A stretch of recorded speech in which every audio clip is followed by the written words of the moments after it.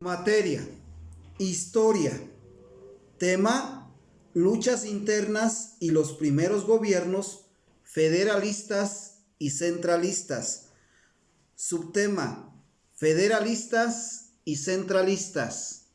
Te platico que antes de la Constitución de 1824, los estados eran llamados provincias. ¿Provincias de dónde? De España. Con la Constitución de 1824, estas provincias, como ya te lo mencioné, se convierten en estados. Y estos estados tienen un gobierno propio, un congreso y una constitución que en cierta manera los convierte en autónomos de la federación. ¿Sí? Quien nos gobierna, bueno, es un presidente, también un congreso y una constitución, pero también como el estado es autónomo, también tiene su propio gobierno, que en este caso pues es el gobernador, un congreso y una constitución propia de cada uno de los estados. Por eso, analizando las diferentes constituciones de los estados, estas cambian en algunos artículos o garantías que vienen enmarcadas solamente en la constitución del estado. Es decir, la constitución del estado de Michoacán no se va a parecer a la constitución del estado de Guerrero. ¿Por qué? Porque en algunos aspectos será diferente. Es decir, esto faculta a cada estado a tomar sus propias decisiones y organización interna o política de cada uno de estos. Todas estas facultades fueron otorgadas por la Constitución de 1824.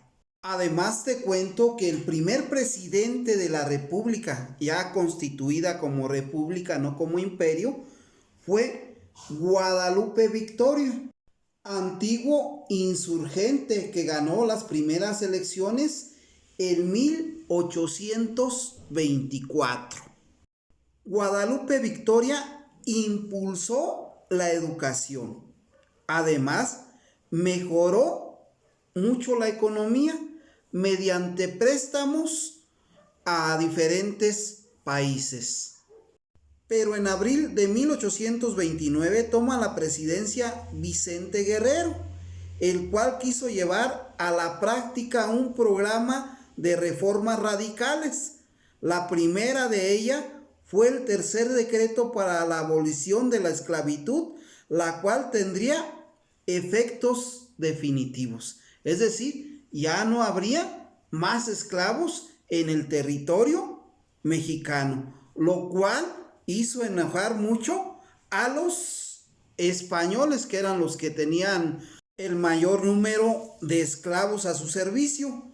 Además, combatió un intento de reconquista española que se dio en 1829. Además, expulsó a muchos españoles que vivían en el país y por supuesto abusaban de su gran poder que les otorgaba la corona. Pero como ya no era corona, sino ahora ya era un presidente electo. ¿Por quién? Por la mayoría de los mexicanos. Esto agravó la división entre los dirigentes políticos y en diciembre de 1829 deja la presidencia y Anastasio Bustamante aprovecha y derrota a Guerrero, el cual fue capturado y fusilado en Oaxaca en 1831. En los años siguientes, los distintos grupos políticos se disputarían la presidencia, la mayoría de las veces en forma violenta, sin respetar la propia Constitución. ¿Qué quiere decir? Como yo ya te lo había mencionado, era una rivalidad de federalistas y centralistas, del poder por el poder. Todos querían que lo representara dentro de la presidencia de la República un presidente que tuviera sus mismos ideales, ya fueran federalistas o ya fueran ¿qué? Centralistas.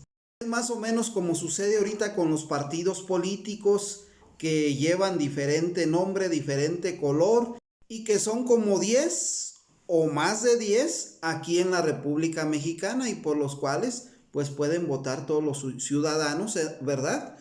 Y esta lucha se lleva pero de una manera ¿qué?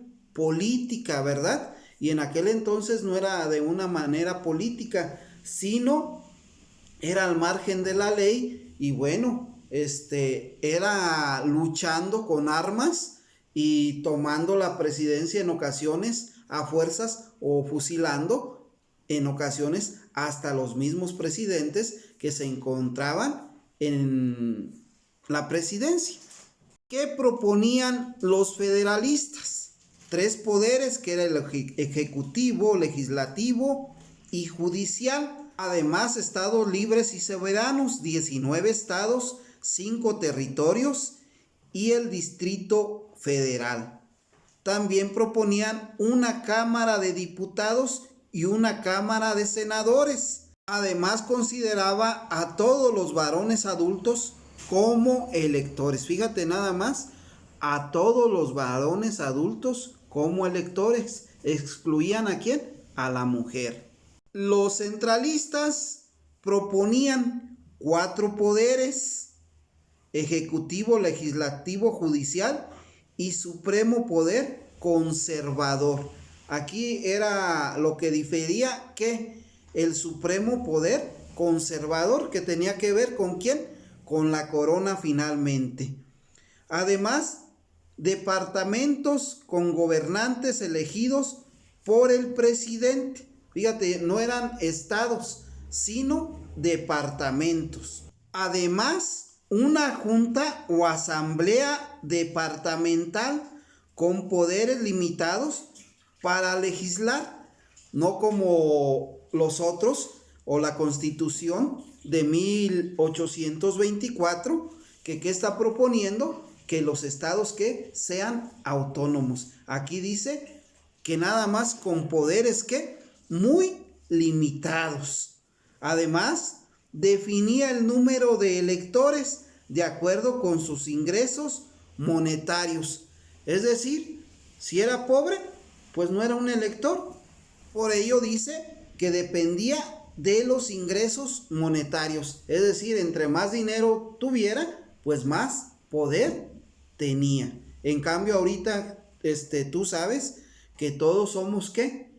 Exactamente iguales. Seas rico o seas pobre, ante la Constitución, todos ¿qué? Somos iguales. Entonces hay una gran diferencia entre lo que son federalistas y lo que son centralistas. Reafirmemos nuestros conocimientos.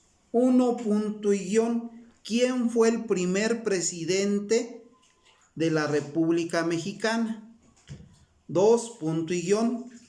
¿Cuál fue la primer constitución en territorio mexicano? 3. ¿Qué facultades otorgaba la Constitución de 1824 a los estados? 4.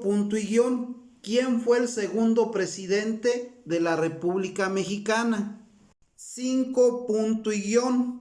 ¿Cuántos poderes proponían los federalistas y cuáles eran? 6.